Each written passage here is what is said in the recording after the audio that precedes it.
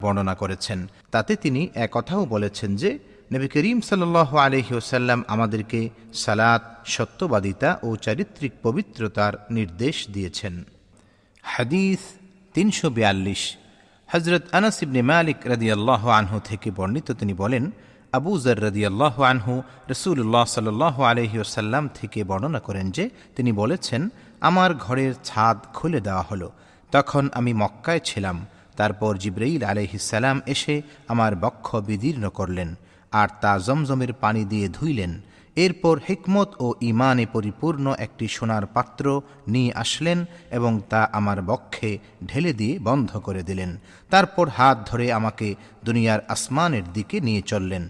যখন দুনিয়ার আসমানে পৌঁছলাম তখন জিবরাইল আলাইহিস সালাম আসমানের রক্ষককে বললেন, দরজা খুলো। তিনি বললেন, কে? উত্তর দিলেন, আমি জিবরাইল। আবার জিজ্ঞাসা করলেন,